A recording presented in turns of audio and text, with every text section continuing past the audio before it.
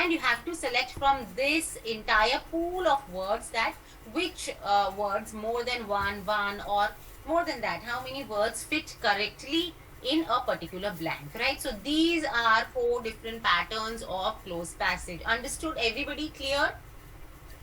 Hello friends, I'm Satakshi and I'm your English faculty at RBI Grade B, and just now you saw a glimpse of something that is important, and it is the fact that you should know all the patterns of the kinds of questions that you are practicing, right? So we will come to it eventually. And in this video, we will see the strategy that you should follow for English section while you're preparing for your RBI Grade B exam, particularly for phase 1. All right. So friends, firstly, there's the study plan for you in the description box. Kindly download. There you can know that how you should plan your days and plan your time in order to cover the syllabus in the best way possible, right? So now friends, what you see on the screen is the breakup of the kinds of questions that we have seen in the past years in RBI phase 1 exam, right? So now starting from the latest year, we saw reading comprehension in both the shifts. We saw sentence rearrangement, pattern was a little different. Then we saw fillers in one, right? And then we saw error detection in both. We saw connectors in both, and we saw correct usage of idioms in both the shifts, right? Correct usage is something that is very, very important. Sentence improvement we only saw in 1 year, and in this year we did not see error detection, right? So we understand from all this analysis that reading comprehension will definitely come and will not be only one passage.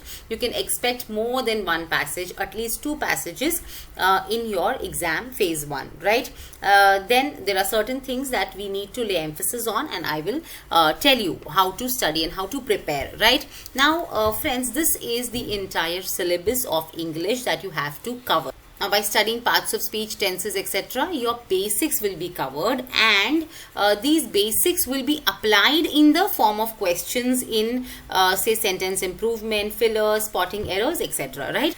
Now, the important thing is how you should study, what you should learn, and what you should practice, right? So, firstly, must do topics which you should straight away learn clearly. These are phrasal verbs, idioms, rules of grammar, and the usage of connectors, right? As in, when I say that you have to see, you have to understand and learn the usage of connectors, that means you should know that which connector is used when we are talking about cause and effect, right? And even when we are talking about cause and effect, which are the connectors that are used with effect and which are the connectors which are used with cause, right? Then you should know which are the connectors that are used to add information, which are the connectors that are used to show contrast, right? So this kind of usage should be absolutely clear in your mind, right?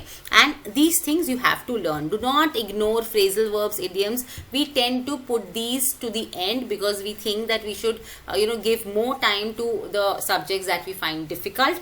But if at once you finish up with your phrasal verbs and idioms, this one thing is for sure, that if you get these topics in the exam, then you will be able to handle the questions in whatever pattern you face them, right? So make sure that you find out time in the very start, in the very beginning of your preparation, and finish up with the phrasal verbs, idioms, rules of grammar, and connector usages, right? So these are the must-do topics that you should learn.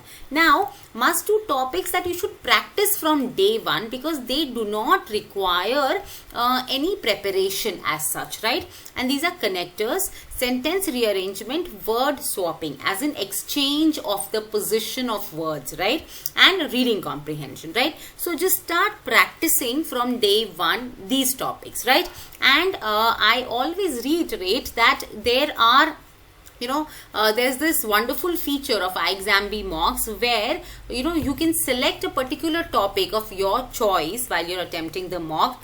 Attempt only the questions based on that particular topic, submit the test, analyze your response, analyze your whatever you have given, your feedback, right? And then after that, you can reattempt the test when you want to practice some other kind of questions, right? So make full use of this feature of RBI Grade B mocks, which can now be earned with the help of B Rupee, which you earn by spending more and more time on the RBI Grade B website. download the PDF practice mocks, and the more you practice, the more B rupee you will. Now friends, having said all this and having discussed all these topics, I would again come back to this, that you also have to cover all the remaining topics. And now we'll see that what you should or how you should study these topics. Firstly, you should know the patterns of all the types, and for errors, fillers and sentence improvement, you must know the patterns as well as the types, you know. Now, what do I mean by the types when I say you should know the types of errors, fillers and sentence improvement? When I talk about errors particularly, you must know that where can the errors be introduced, right? The errors may be introduced in parts of speech, the errors may be introduced, say, in which and that, the errors may be of phrasal verbs like this, okay? So you must understand that what things, what part can be manipulated to introduce the error, okay? That awareness helps you a lot to understand the kind of questions that that are in front of you, and also you know, saves you a lot of time in the exam, right? Friends, coming to the most important part, that is the reading comprehension, and this is one part that students find really intimidating. So what are the hurdles, let us see, that students face while attempting reading comprehension or even while practicing for reading comprehension? This is for sure that you have to do editorial reading and increase your speed if you have to, if you intend to do well in this part of question. If reading comprehension you want to excel, you must have a good practice of fast reading, right? Now, what are the hurdles? Actually, we don't understand a passage firstly due to vocabulary or due to your terms that are economic or the legislative terms that we are not aware of. So like vocabulary, if I talk about, if you you know, get a word, say duress, right? So its meaning is very easy. It means something you know, that is said in a mocking way to joke about someone, right? So to mock someone, that is duress. And if you know, this word is used, if you know the meaning of this word, it will be very, very easy for you to understand what has been written in the sentence, right? So vocabulary is first hurdle, and the second hurdle is you know, this economic terms or the legislative terms that we face. Now, terms like depression, if I say depression in economic terms, it means a long period of recession, right? Terms like demographic dividend, if someone will not know the meaning of demographic dividend, it will be very difficult for that student to understand the passage that is based on, say, unemployment or this particular phrase, demographic dividend, right? Suppose there is a term used in the passage which is delimitation commission, right? So if I don't know anything about this, then it will be little difficult for me to understand the article, the editorial or the passage in the exam, right? So it is very important that while we are studying, you know, RC, we also build the other knowledge, you know, because we have other subjects as well. We have ESI, we have FM. So for those subjects also we will be studying these topics and these terms, right? So it is better to gain that knowledge, and with that amount of knowledge, with the knowledge of the terms, the common terms that are in talk these days, you will be able to easily understand what has been written in the passage, right? So building the vocabulary and building the knowledge of the terms that are commonly used these days, it will help you understand your reading comprehension very, very easily, right? So now it sounds easy, but it all comes with practice. So don't worry, you will get there if you don't understand, you know, certain words right now, but keep on practicing. Read every day, read editorials. Even if you find it boring, don't skip editorial reading. Do it every day, and also make it a point that you don't do regression, right? Don't read again and again to try to understand one sentence, because it may happen that that sentence is not at all required while answering the questions, okay? So just move on, remember the clock is ticking, and move forward and try to finish whatever you have taken in hand. All right, friends, and we will be coming more with such videos, and be sure that you practice as many mocks as possible, read as much as you can, and use the new words that you will be learning. And friends, most important thing is about the other kind of questions, you must know the patterns, as I said before, and I will show you how I teach the patterns in the class before the start of every class. Make sure that you also follow the same rule, the same method. You first know all the patterns of one particular kind of questions that you are picking, and it, then you start solving, or then you move forward in that particular topic. So firstly, we'll discuss the patterns. First is the conventional pattern. As you all saw, this is the conventional pattern, right, where you're given a paragraph, something like this, with blanks, okay, something like this.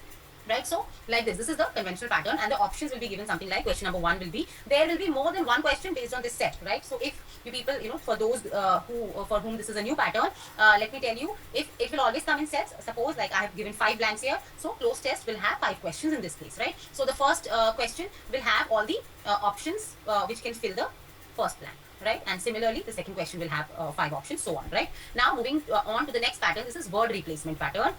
Here your one paragraph will be given. In all the cases, paragraphs will be given, right? It will be numbered, the blanks will be numbered, and there will be a word given here, right? For example, hold, then number 2, initiate, something like this. Some word will be given. If this word fits well in this blank against it, then you will choose the option, fifth option, that will be given to you as no replacement required, okay, required.